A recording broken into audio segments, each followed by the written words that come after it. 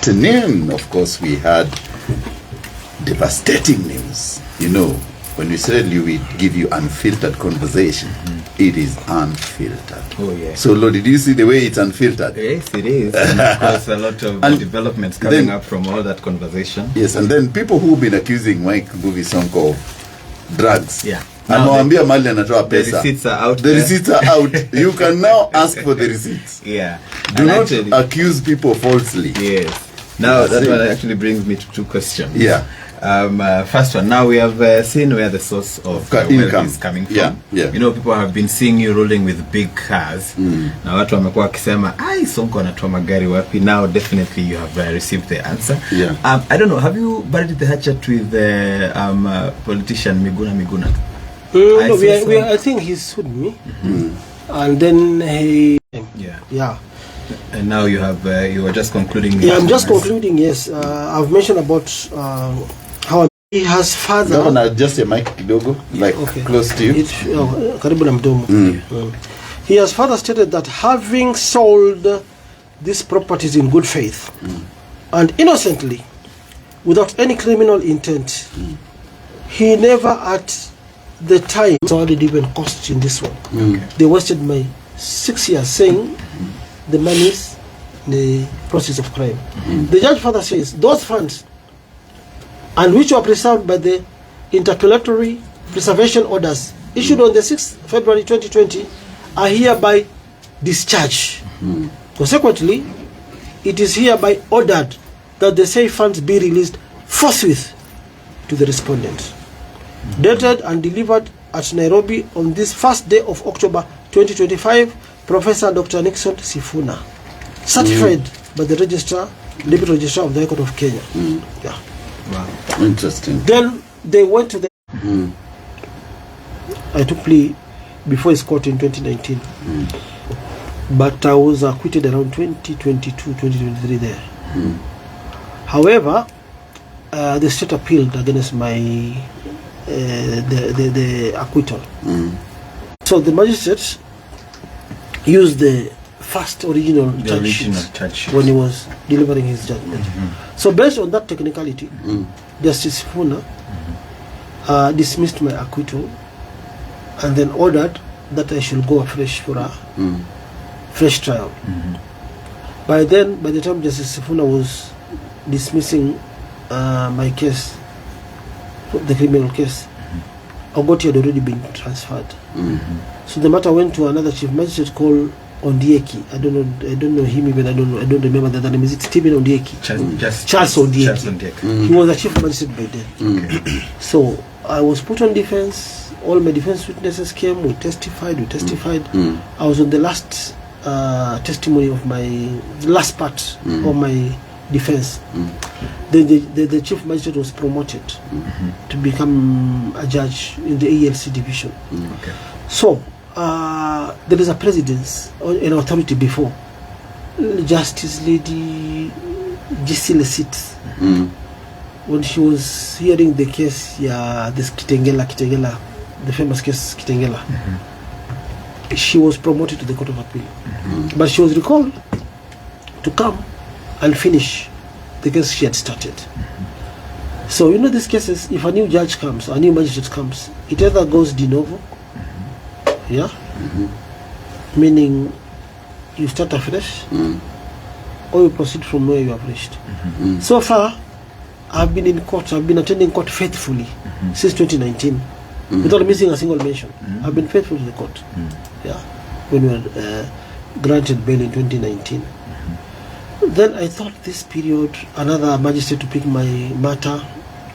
We are almost concluding the case. It takes another 6-7 years period of time. So I humbly requested the office of the CJ to exercise its powers by recalling the same judge to conclude my case. And I'm very thankful. The same has been granted. We have even that approval here with me. It is within my constitutional rights to write this letter, which has been now approved. So we shall finish our case before Justice Charles Ondiek.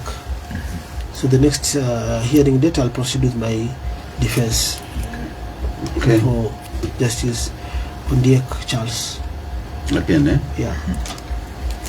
So away from what you've been doing, you've been also been very big in charity. Yeah. You've been done a lot of charity, helped very many people. Osinya is big. Yeah. You've helped many people. Yeah. Vijana na Sonko. Yeah. Yes. How do you feel when you do that? Because I think that's what you are well known for, philanthropy. Yeah. I feel good. I've so far I've earned so many awards internationally. I've been recognized. Even the other time I got an award at the British Parliament. I went to give a speech there based on the good work I've been doing. I believe serving the poor or helping the poor is serving God. And people think I'm doing this for PR purposes or taking advantage of helping people, posting everywhere. But if you check your phone today, Google, who is the Good Deeds Goodwill Ambassador in Kenya? I was awarded this title by the Global Good Deeds Foundation in Israel, Israel government. It's Mike Sonko. Hopefully I'll be the next Eastern Central Africa Good Deeds Ambassador. I've been called again at the British Parliament on the 20th. We're going back there for some more awards. So I believe I come from a very humble background. My little mother taught me this, that whatever little I get, I should ensure I share. Other people don't sleep angry when God has blessed me with something. I believe in doing good, and in the process, I get blessed. Yeah. So, what's a day in Sonko's life? How does it go? Still, I've not changed my life. Since I was in peace, I've never even sold a spoon in my house, even a sufuria, even one car. I thank God for that. Kuna watu wameenda kwa depression. Yes.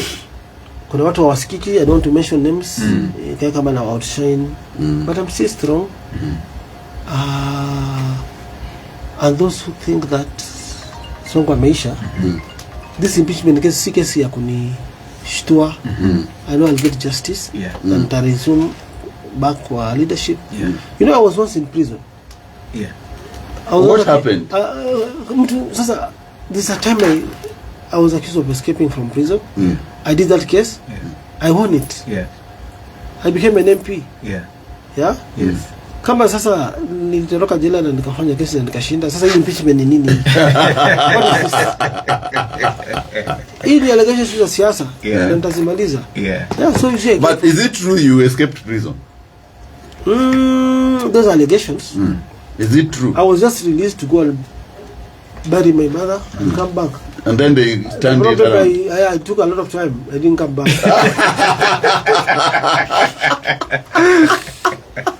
You cannot escape from a maximum prison. You cannot. How? Surely it's very, very difficult. Yeah. So I thank God because from a prisoner to an MP to a senator to a governor, they thought I was going to become a president. Wakadim my light. Who is God? God has brought me back. I'm a party leader now. Tell us about your party. Tell us about the future is bright. The NDP is a very good party. You saw even in Isiolo the other day, the by-election. That was going to be our firstborn baby, Isiolo. We took a political reject who had he was rejected on the ballot when he was running for MCA. We made him our candidates. We went there, campaigned door to door. We addressed the real issues the real, people of Isiolo were facing. There were mosques which had no water, no electricity. We did so many things in Isiolo. We did a door to door campaign, addressed so many issues, and I think the president got some reports that this Sonko of yours atakuaibisha. We need to do something about it. What happened? They went for my candidate at night when he was still asleep. The next thing we were seeing pictures from State House. Oh, they bought him. They bought him. I had a 20 million. Akapewa mushrooms. By 3 p.m. he was a director of a certain parastatal. Akatoroka. So he really betrayed us.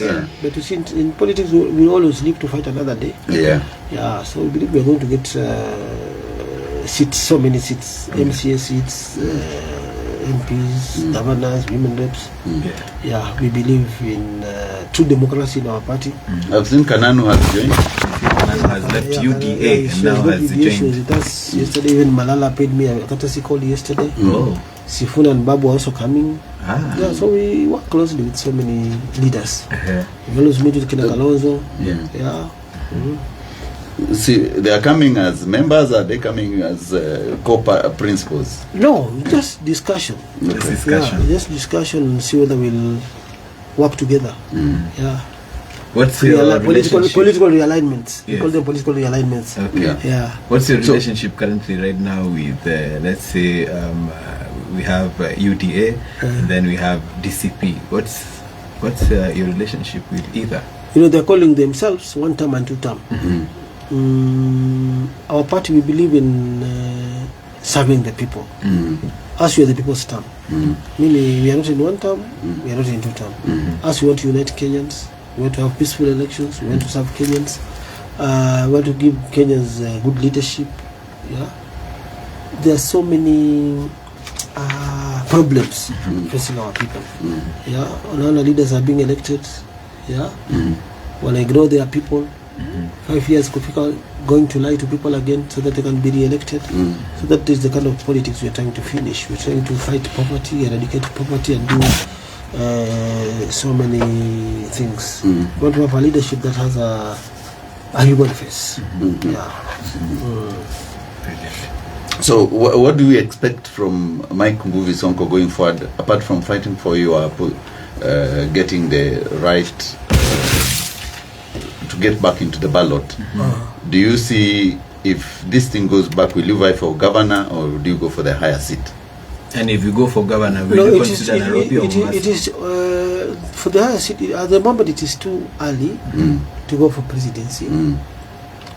I will support those who are looking for that presidency position. I've got options, and I'll consult my people. I'll go to where the people are. I'm not a project. I'm not a project. How close are you? You see, Kasongo's people, the closest people like Gachagua, before their marriage Ivunjike, his money was frozen, around 200 million. He had cases in court. Do you see Gachagua going to court again now? He's amongst the first politicians who had cases, those politically instigated cases by the former regime, Uhuru's regime. He got his money. His cases were finished. There were even other politicians who had murder cases. Their cases were finished. The other politicians who were accused of corruption in Kenya Pipeline, their cases were finished. Why am I still in court if I'm a project of the president? Why am I still fighting in court?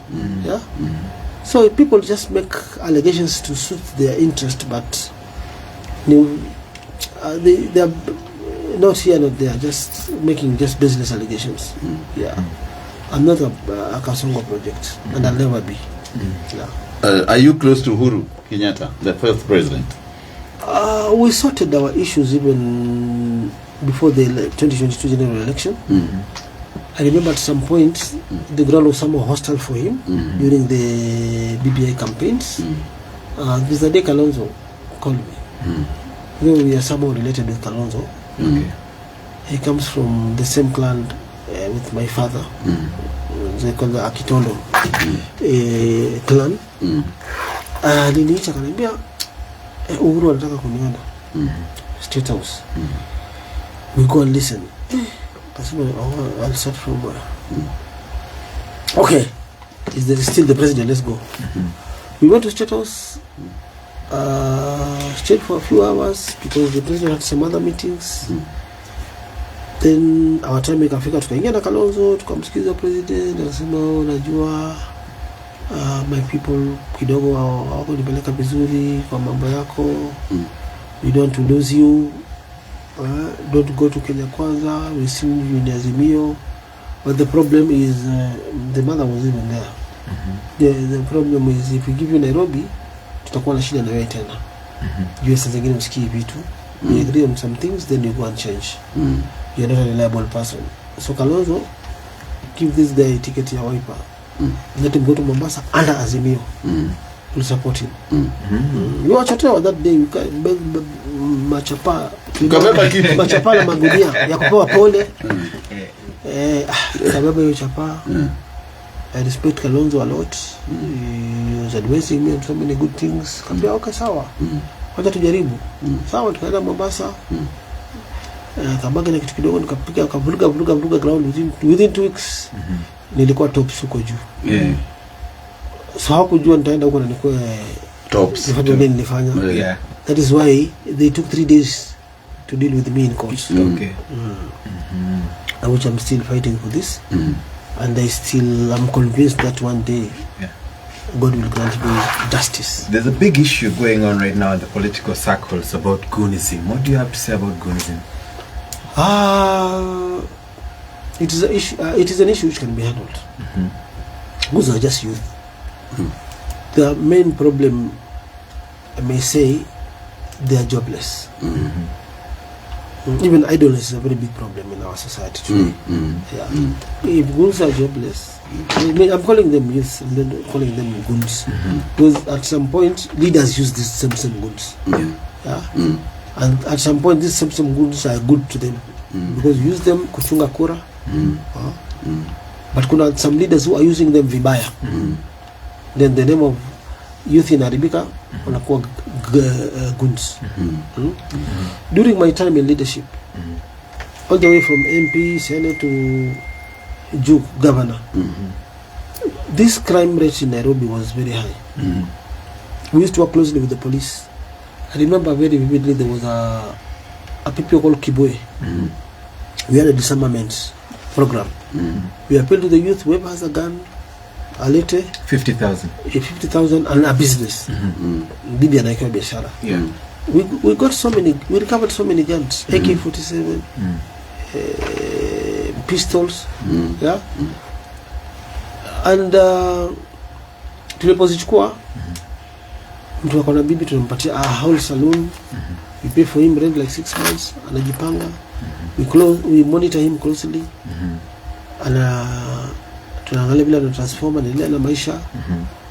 And wale ambao waja reform, the same reformed goon or gangster, he gives us information that kuna watu fulani wamebaki na bunduki na ndo wanaterrorize watu. Then we used to go for them. At some point Nairobi was very peaceful. Very. Even today, I have boys working for me who used to be gangsters, murderers. But wame transform. They own manyumba, Juja, Viru, they own plots in the river. They have visible boda motorcycles, 10 of them. Wanatupeleka watoto wao shule. Like the current Songo Rescue Team coordinator, this Mohamed Jawe. The daughter is in doing political science in University of Nairobi. He's a landlord. He has plots. He's getting his income. So I believe there is a way we can address this mambo ya goonism. Because kusema tutawaangamiza, they are our children, they are our youth. We still need them during the time of voting. Wakati wa kupiga kura wanakuwa youth.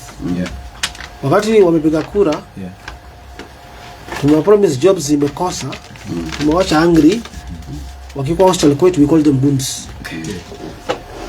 But to me I have a way of transforming them, kuwaita, kuwaongelesha, tuache kuterrorize wamama.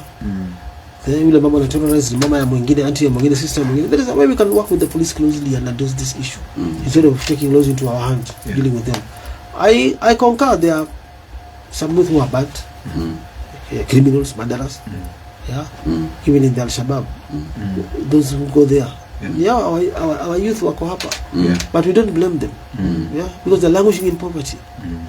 They cannot feed their parents, Yeah. their wives, their children don't go to school. They even, if you grow, they become still goons, gangsters, terrorists, people within the estates. Yeah. So as leaders, we still have a very big responsibility of transforming these so-called goons. But to me, I don't call them goons. I'm calling them youths. And I'm ready to work closely with the police, our chiefs, provincial administration to ensure we address this issue of goonism. I'm sure they can change. There's nobody who doesn't change. Yeah. Even me, I was once a criminal. But today, I'm a respected leader in this country. Yeah. In your most sincere assessment, what is the state of Nairobi as compared to when you left it and what it is right now? Governor Sakaja is my good friend. He came to consult me for some help. We're not doing well. We have some problems. But let's see, because there's another parastatal body similar to NMS but it's coming. Since we are there to just kuangalia, if they need our help, we'll always chip in and help. Yeah. Mimi sikushindwa na development. It's just that the diversionary tactics and character assassination which methods were used control mimi kwa ofisi. But I want you guys to do your own research. Within a short time, I did modern markets. Karandini, Mariro, Kangundo Road. Yeah. I renovated hospitals. Yeah. Pangani, there was no morgue at Pangani. Babies were being put, born babies in the boxes. Yeah. I did a morgue there. Yeah. The block which was not finished at Mama Lucy, we finished it. We upgraded so many maternity hospitals within Nairobi. Yeah. So we did so many things. Apart from markets, I was going to do FIFA standards. I went for this game, Arsenal and Cardiff, Emirates, to benchmark. Yeah, nikaona mambo mingi. Today in Dandora we have a stadium, FIFA standard, Sonko Stadium. I was going to do 5 stadium by the way. Dandora, Ziwani, Kiumbwini, even did a groundbreaking in Kangemi, Kiumbwini, Muremushiri. We're going to upgrade Woodley Stadium. Yeah, so many things. We went even to Montpellier, France. We're going to bring trams. Trams where this, where we have put the expressway. Yeah. Even this expressway, yes, it was a project that was forgotten. Okay. Because I remember during those days when I was in an MP, it was supposed to start there. There was some money from World Bank. I've been talking about this, even there are clips from the handset. This, the encourage, I used to talk about it. But that time I remember there was a task force that was hurriedly formed to protect some investors. All these buildings which have been some parts surrendered back to the government. It was supposed to be done a long time ago. But when I became the governor, I addressed this with the former President Uhuru Kenyatta. Thus this expressway thing will decongest traffic in Nairobi. But we should not apply law selectively because by then we are sparing the owners of this stall building, these skyscrapers. We are busy demolishing mosques, churches, slums. Tukawa tunaspea wa matajiri sana. That's how Southern Bypass zilianza, the expansion of Outer Ring Road. If you go to the Hansard, you'll see some of my questions when I was an MP. I was fighting for the decongestion of the city of Nairobi. My input is there. So that's how we got all these beautiful roads today. Yeah. Interesting. So when you look back at your career, what would you see be your highest point and what is your lowest point, and what have you learned in politics? I've learned so many things. I normally don't revenge. That is why I'm still talking in terms of the president, his family. When there's some business we are doing together, they give me some work. My plot mingi wamezinunua na fence. I'm getting something for a living. I do so many things. Yeah, I'm still in business, actively, very active. Yeah, I do so many things. Upande ya property. So in politics, the highest point I'll go. We say, is it sky has no limit? Or do it? Sky is the limit. Sky is the limit. Yeah. So I'm aiming higher. Yeah. Wacha tuone, because my understanding, and I want to tell some lawyers who are still using my example in court. Yeah. Even in the Gachagwa's case, Yeah. with Sonko's impeachment, the Sonko's decision. Yeah. They know nothing about Sonko's decision. Yeah. I was cleared to vie. Yeah. But the Supreme Court did not clear because by then I did not have an active appeal. Law did not end there. Had I nikikuwa na active appeal, I could have been on the ballot in that Mombasa court. Na pia wasingeharakisha, they could have followed their Supreme Court rules and the law, the Constitution. Had they not breached the Constitution, the Article 25 and the others on right of fair hearing and trial. Because walipoona wamemess, they were not supposed to apologize. They were supposed to grant me an adjournment to go and prepare myself. Yeah, because I had very good grounds about the judge. Yeah, about my judgment being changed. Yeah, about so many things. So many legal things happened. Yeah, so they have granted an adjournment for me to go and prepare myself. By being the granted Dutch adjournment, as we're speaking here, could have been the Mombasa governor today. Yeah. Yeah. The lowest point? Going back to my family business. Yeah. I've been out of office for the last 6 years. I still help people. Yeah. Sichagui Kabila. Yeah. I'm a Kenyan. Yeah. Proud of my tribe, but still I help Kenyans without kuangalia tribe wala chama. Yeah. Like today, my limousines, yeah, my chariots, they've taken Cecil to his resting place. Cecil, this boy who was shot by PSS bodyguard, Fikirini. Yes. Yeah. I'm one of the people who is condemning that incident. Yeah. You see, this vijana, we are calling them goons. Three watu wabaya, ninja. And this bodyguard of the PS, he did something very wrong. Boy hadi was given 10,000, akasema hii ni kidogo. Akapiga mtu risasi. Kama ni kidogo mwambia sina, look for me next time. Yeah. How many times did you give me a Harambee Stars up? I gave the girls $1 million. $1 million shillings. Nikama sikuwa na kitu. Goons wakanifuata. Wakaniambia magari zangu. Kabla polisi wangu leo. Don't piga risasi juu, don't do anything. Wacha wadandie magari. Waambia kuna valuable things, speakers, let's go with them. Anafuata kaangalia kwa nyumba na kitu kidogo nikawapatia njaa. Wakashukuru, buda leo bibi yangu alikuwa analala njaa. Umeniokolea jo. Unaelewa? These are poor guys. Yeah, they're not our there's a way we can transform them. We can address these issues. Yeah. Okay. Yeah. So Sonko Rescue Team is still operational. Very active. Okay. Very active. Yeah. People like your fashion. Yeah. So how much are you wearing?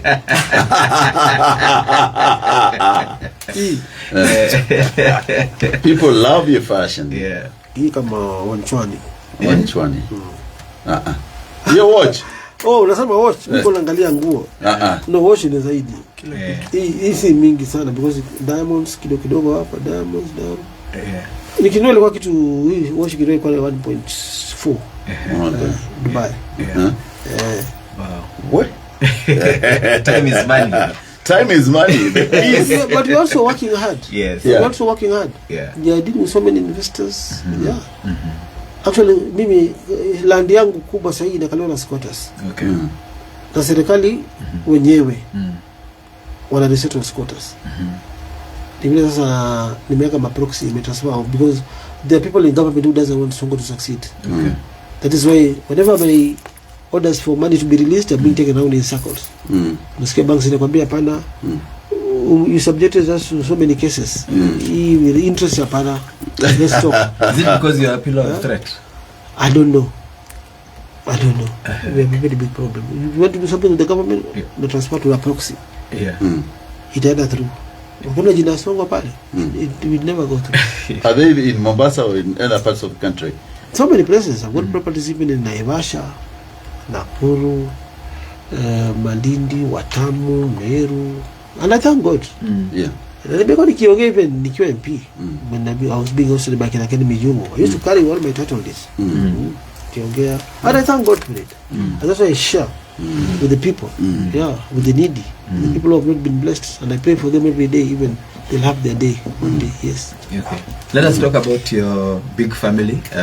Maybe before we close down. Your daughter just got married the other day. You paid for their whole vacation in Dubai. Tell us about you didn't invite us, one. Okay, Janice Kaindi. Janice Kaindi is my daughter. Yeah. Took her to school, primary school, high school. Took her to Warrior Girls, Daystar University. Amesoma, she graduated. Akapata mpenzi wake, akakuja, akaolewa. Yeah, we're wishing her well. However, I want to blame myself as well. Even if I'm the youngest grandfather. Yeah. And I want to talk about my other daughters. I want to talk for them. I'm the youngest grandfather because my two daughters are now mothers. They have kids each. Hamda kuona mali harusi ya Saumu ama ya Salma. But I cannot blame them for that. At times we blame parents ourselves. Kama mimi niliweka mama zao mimba nikiwa mtoto mdogo nikiwa shule without any marriage. What do you expect your daughters to do? They'll follow your footsteps. That's why anytime any of my daughters akiwa kwa shida like yule alikuwa anapigwa Kitengela, I was the first one to be there. Unaelewa? Yes. Right now Saumu is in Abu Dhabi. Her kids are here. But they are my granddaughters. I take good care of them. I pay their school fees. They are shopping and everything because it's my blood, and we say blood is thicker than water. And I blame myself because when wakianza kwa wasichana, I spent a lot of time in prison. I was not together with their mothers. To show them life, to mentor them, and so many things. So some of these things we don't blame our daughters. We should blame ourselves. Ni watoto wetu, we cannot disown them.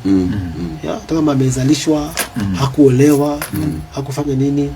So makosa imefanyika, hiyo haikwangi makosa. But going forward, now their daughters, my grandchildren now. Sasa we are doing good parenting. Wow. So poor parenting is also a problem. A very big problem. Okay. A very big one. So some of this big family, these are actually you know the story of babies Satrin and the brother. When I took them, guys were actually my political enemies. They were saying, this is PR. Now they're big kids. But you cannot do PR with other people's children. For over 15, almost 20 years now. You cannot be a PR with other people's money. Other cases, for instance, now baby James, the father was stabbed to death by thugs in Mathare. He was a single parent. There's no way you can watch huyo kijana nyota yake didimie hivyo. I took him also. He's under my care. Our last case is for baby Talisha, whose mother was stabbed to death by the military captain, who is now in prison. The baby is now under my care. A very bright girl. Also under my care. Wow. Must be a proud moment every time you enter a room and you see all of them. And you always forthright when you speak when there's a family problem. What we appreciate is speak when you had a problem with your daughter. You said my daughter is suffering from this. Do you feel sometimes that they feel bad or? Yeah, they normally feel bad. Even I had a problem with Saumu. She blocked you. We had so many small problems. Oh, Dad, why do you talk about it in public? But me, I'm trying to prove a point to the people out there. My own daughter had this and this and this. We talk to the same place where Congestina is. We were even trying to encourage other girls and other youth with the same problem. That this problem you can talk and get out of it. You see even GBV cases. We've been seeing young girls wakikufa wakiduwa mavisu. It's not okay. As leaders, we must chip in and do something about it. Interesting. Time is really running out when you have a good conversation. Exactly. You never know. There's always another time. We're also available.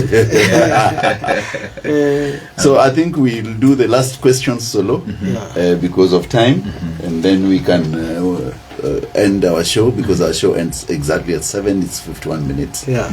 I think the biggest question right now is many people who are asking how they can join up with the NEDP.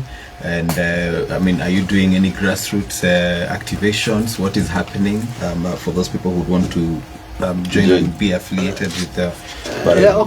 Okay. We recently had some internal problems. I think some senior people in the party and the other guys started swindling Tickets. calling party members, aspirants. When an aspirant wants to see me, he's charged a fee. I didn't want that to continue. I had to take some actions to some authority. So we had to clean the party.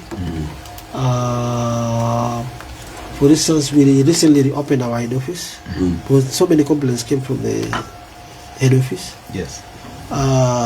There's some guys who did a very good job there. I may put it, you can do a good thing to your boss when people work together as a team. And that good thing is appreciated, always appreciated. But you can end up spoiling that good work by just a small minor blunder. I say loyalty is very key. These things, loyalty is very key. But swindling members of the public, and the party has my image as the party leader, and they just keep quiet. It was not fair for me to remain silent when there was such complaints from members of the public. So we decided to clean our party, open our office. We are now okay. We have complied with all the regulations of the ORPP. They did a good letter to us that we have complied with everything. They remain to do now a secondary inspection of our countrywide offices. Which we are ready for that. So I think the party is good, and we are going to have so many seats. We're going to clean so many seats. And I think that's very nice. So how do people reach Mike Mbuvi Sonko? Your social media, I think you are the most recognizable politician in this country. And he answers his but social media have a problem. For instance, Facebook. I used to have almost 4 or 5 million followers. X, I had over almost even 4 million followers. My other TikTok, all these accounts you're seeing now are new accounts. And it is just opened them the other day. I was disabled by Facebook. Okay. Why? Because you kuingilia the BTQs. Okay. Then they reported me. They reported you. So I was disabled. I have appealed, but it has taken long. But even President Donald Trump, at some point his Twitter account was hacked. Was hacked. It was even disabled. But after some years, they returned it. So I've appealed. Let me see. But I've opened some other accounts. Even TikTok, I've opened another account. Instagram is gone, but I'll open another one. There was a season when there were so many pseudo accounts that were calling people. Is that still happening? It's still happening in TikTok. Guys are taking my image as a profile photo, open their other pages like Mike Sonko's name, lying to Kenyans that they are giving free motorcycles, free loans. In the process, Kenyans are being asked to pay registration fees, transfer fees. They end up getting nothing. So they're still there, but we are telling Kenyans people they should not like free things. True. We don't ask for money to help people. That's a scam. Don't give money to anyone. Correct. That's I think. Any last words? Me? My last word. Still on my fate, political fate, which is still hurting me. This advisory opinion the Supreme Court is seeking from the Attorney General. This paper cutting AG given 21 days to advise if impeached leaders can buy. It's a joke of the year. A joke of the year. It emanated from an advisory opinion by the Meru speaker. They sought for this opinion. This order was given by the Supreme Court. I think it's a 5-bench judge presided by Justice Mwilu. And she said the applicant is directed to seek the Honorable Attorney General's advice, and such advice is to be given within 21 days from the date of this ruling. You don't seek for this advisory opinion from the Attorney General. Well, the law is very clear. Well, we have previous decisions by the courts on Article 193 Article 3.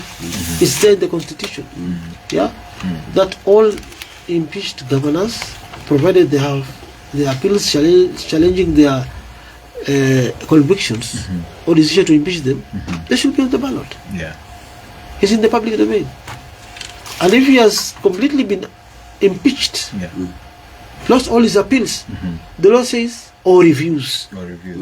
Has filed a review challenging an appeal. You know, you have lost permanently your appeal. But the way they are putting it, they're putting it to favor some vested interest of some other people. It is there, even in the public domain of IEBC.